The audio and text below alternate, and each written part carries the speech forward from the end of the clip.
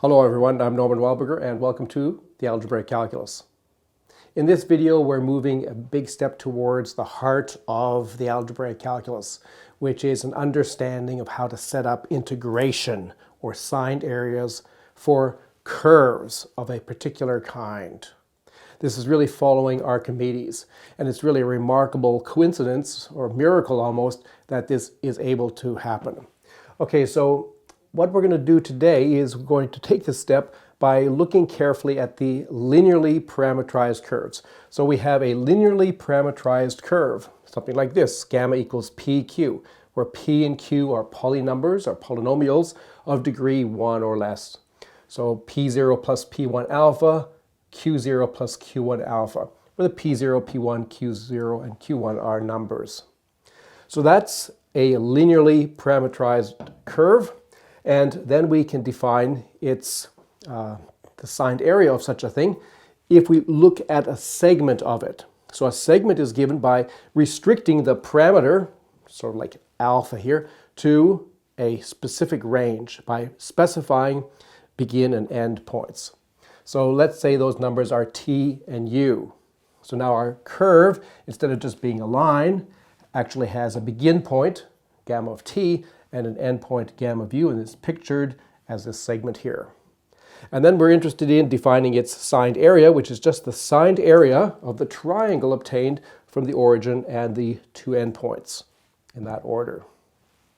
And we saw last time that we can introduce pleasant notation for that signed area. We could say S from t to u of gamma, the signed area from t to u of gamma, or the signed area of the segment of gamma from t to u. And we could also write it like this, S sub t to u of P0 plus P1 alpha, Q0 plus Q1 alpha. And then we actually evaluated this thing by evaluating the signed area of that triangle, and we saw that we got this pleasant formula, u minus t times the quantity P0 Q1 minus P1 Q0 all over 2. So now, today what we want to do is we want to establish 5 key properties of this signed area. And these are the 5 properties that will allow us to move forward to what we're really interested in, which is extending the notion of signed area to polynomially parametrized curves. And at the end of today's lecture, we'll be in a position to actually state how that looks. And you'll see a remarkable and very important formula which perhaps will be novel to you, a central formula for the algebraic calculus. So the first of these properties, property A, we're going to call normalization. And this just pins down what the value of the signed areas are for perhaps the simplest examples of linear parametrized curves. So S from 0 to 1 of 1 alpha. So we're talking about the curve 1 alpha, which is like the x-coordinate is constant at 1, and the y-coordinate would be lambda if you wanted to introduce a parameter. So it's really the line x equals 1.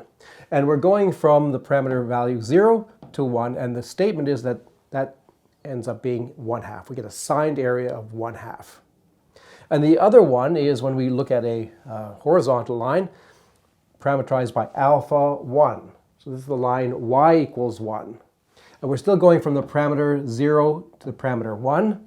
So we're going from 0, 0 up to 0, 1 and over to 1, 1. And the signed area of that oriented triangle is -1/2. So we call these the normalization conditions. It just sort of pegs down the value, the normalization of our signed areas.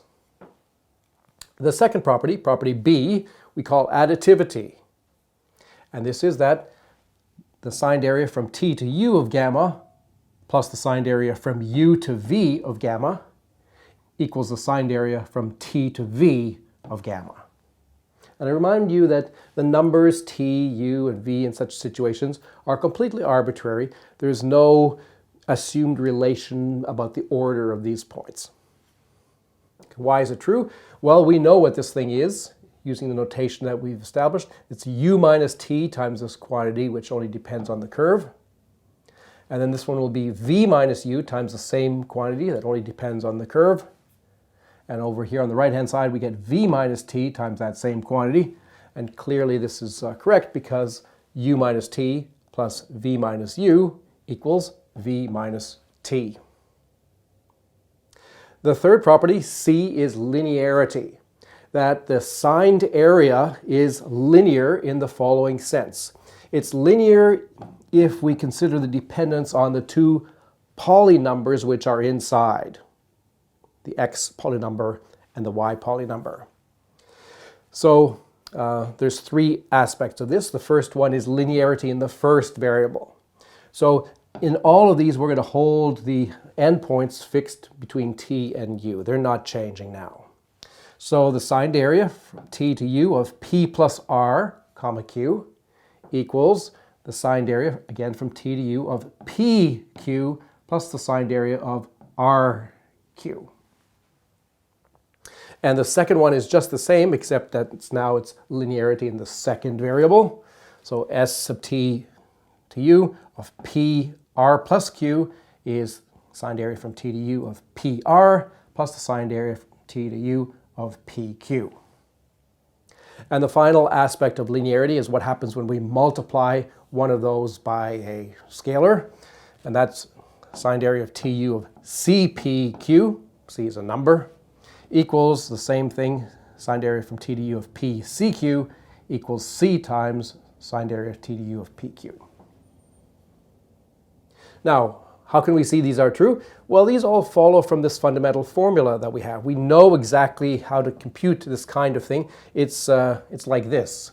So if u and t are fixed, which they are throughout here, then this factor is fixed. And it's only this quantity here that we're interested in. And notice that there's the coefficients of p, the first thing over here, and the coefficients of q over here, but everything is appearing linearly. Okay, so there's a linear dependence on this polynomial, and there's also a separate linear dependence on this polynomial, basically because the p's are appearing linearly there and the q's are appearing linearly. All right, so these are the first three of our 5 fundamental properties, satisfied by the signed area of a linearly parametrized curve. Actually, the segment or a segment of such a curve. Now, the next two properties are a consequence of the fact that when we're describing a segment via a linearly parametrized curve, we have some freedom in doing that. When we think about such a thing as an oriented spline, it's just determined by the endpoints. And there's no possible leeway. You have to specify this point, you have to specify this point.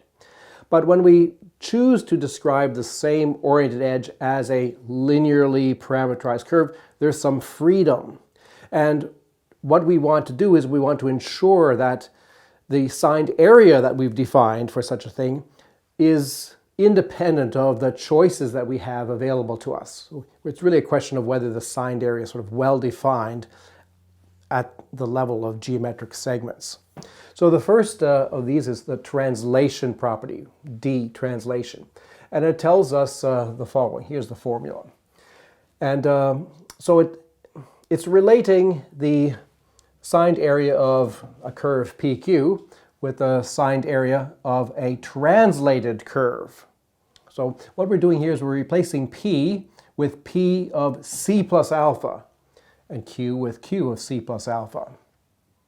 Now I remind you that alpha is the generic term for a polynumber.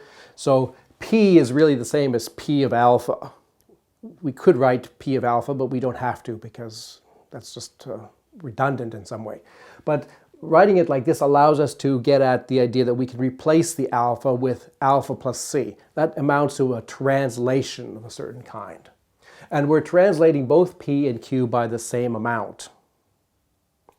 Now, if we take the signed area of a segment from T to U of this translated one, the formula is telling us that that's the same thing as taking a translated segment of the original one.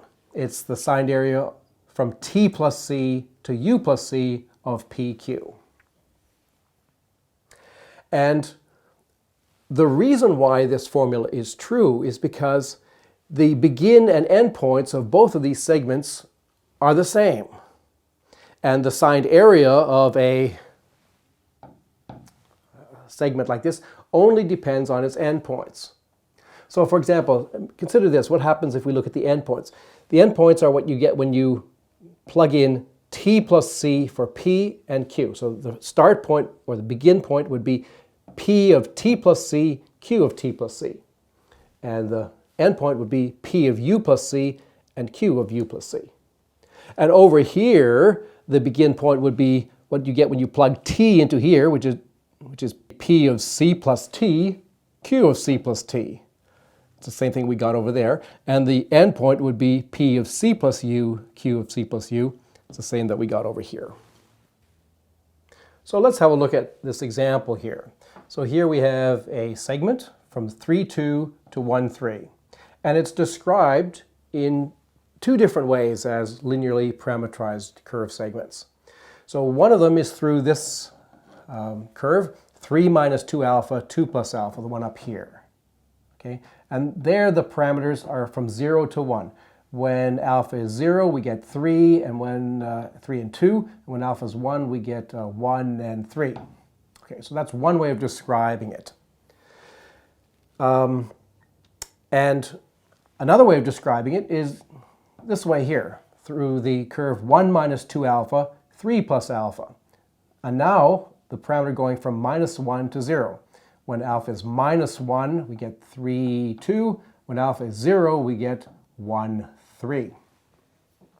How do we go from here to here? Well, what we've done actually is translated or replaced alpha by alpha plus 1. Okay, so if you replace alpha here with alpha plus 1, then the minus 2 will give you this term. And when you replace alpha here with alpha plus 1, you get this thing here. All right?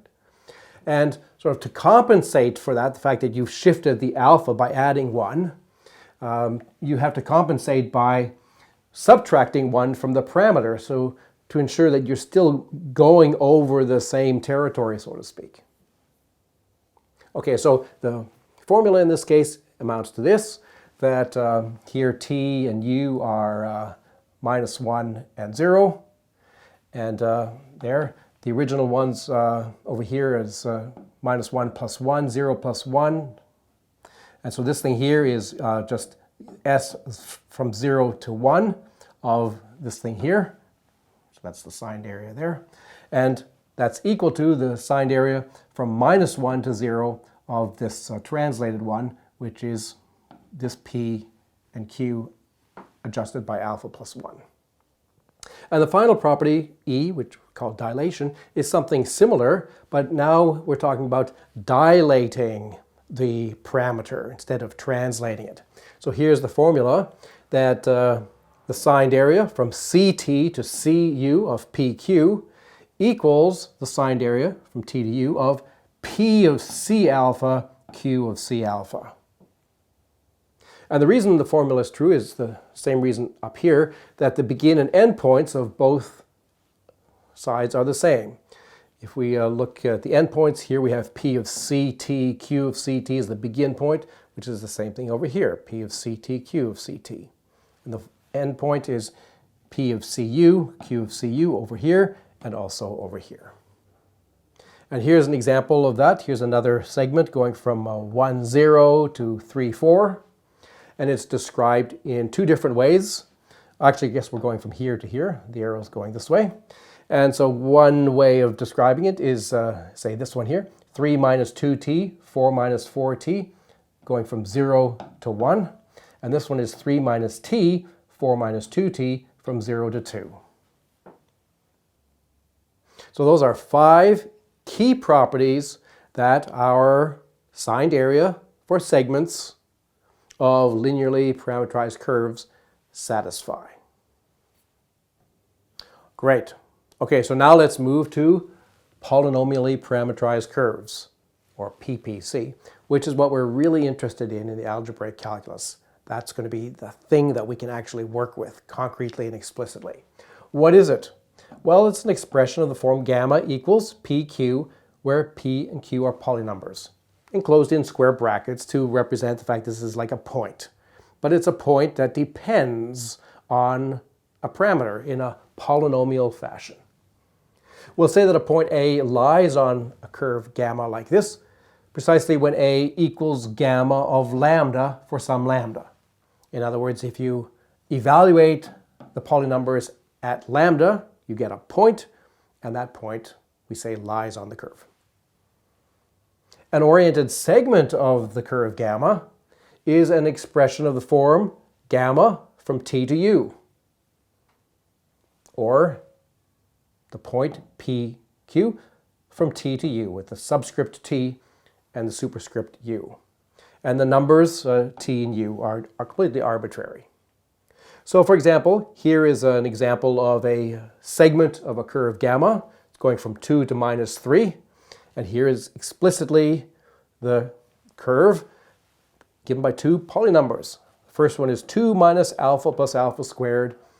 And the next one is 3 alpha plus alpha squared. We're going from 2 to minus 3.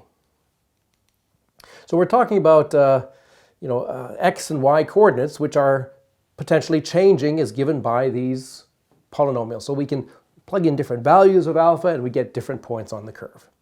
And you actually plot points like this, you will see that it's some kind of parabolic type shape that looks something like this. It's supposed to be a parabola. And this particular segment is not the whole parabola, just sort of starting at one point and ending at another point. So when we look at point 2, we get 2 minus 2 plus, that's 4. And here we get 6 plus 4, that's 10. So that's the point 4, 10, which is over here. And when the parameter is minus 3, we get 2 plus 5 plus 9, that's 14. And here we get minus 9 plus 9, that's 0. We get 14, 0, which is down there. So this is a segment of the parabolic curve that goes from this point, 410, to this point, 14, 0. And so now we come to a key question. Can we define the signed area of a polynomially parametrized curve gamma equals pq from t to u? Can we define what we mean by the signed area of such a thing? Well, of course, we can define signed area however we want, but we want it to be consistent with our naive intuition about area. And we are motivated first and foremost by Archimedes' understanding of the parabolic situation. So Archimedes has told us that in the quadratic case, we can hope to define signed areas because he has a very explicit formula in terms of this inscribed triangle. And it's a small miracle that Archimedes' understanding of the quadratic situation turns out to be extendable to the higher degree situation too.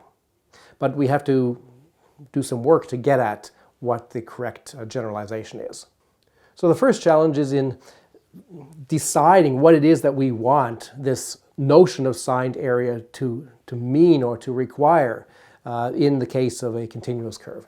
And a natural kind of thing we can ask is that we can try to at least guarantee that the properties A, B, C, D, and E that we've established for the linear curves also extend to the polynomial curves. That's at least a reasonable place to start. So can we find such a consistent definition of signed area for segments of polynomial curves that obey these 5 properties? Well, if they do obey those 5 properties, then the third property, linearity, immediately implies that actually we can simplify the question because we only really need to concern ourselves with these kinds of special signed areas, where we're taking signed areas from t to u of a pure power alpha to the m, alpha to the n, where m and n are natural numbers. Because any other polynomial is a linear combination of these, and any other polynomial over here is a linear combination of those. And if we know how the signed area deals with linearity, by the property C we know that, then it really amounts to knowing such things. So suppose, for example, that we were interested in this particular polynomially parameterized curve. 2 minus alpha plus alpha squared, comma, 3 alpha plus alpha squared. And let's say we were interested in the signed area from 2 to minus 3. So by the linear property, there's really 6 individual signed areas that sort of constitute this bigger one. And so we can peel off those 6. So the first one would be 2 times 3 times the signed area from 2 to minus 3 of 1 alpha. So these two here, just look at those, then peel off the 2 and the 3 by linearity. We'll have a factor of 6. And then we'll just be left with this kind of expression, which is of this form. And then the 2 here times the alpha squared will give us this thing here with a 1 alpha squared times a multiple of 2. And then the next one, the alpha and the alpha there, there'll be a term corresponding to that. There'll be a term corresponding to alpha, alpha squared, and then alpha squared alpha, and then alpha squared alpha squared. So if we know how to define such sort of simplified signed integrals, then we'll be able to define the more general, complicated thing, which is has polynomials which are combinations of these pure powers.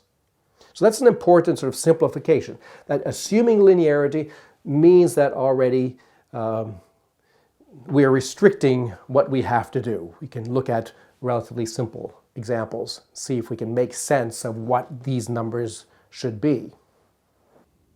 All right, so let me state what I think is the fundamental theorem here. This theorem captures the algebraic essence of the algebraic calculus.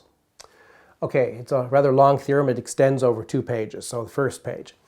There is exactly one way to extend the signed area from linearly to polynomially parametrized curve segments, satisfying the 5 properties. And I'll repeat them here. First of all, normalization. That we want S01 of 1 alpha to be a half and S01 of alpha 1 to be minus a half. Additivity. We want the sum of the signed area from t to u of a curve and the signed area from u to v of a curve to be the signed area from t to v of that same curve.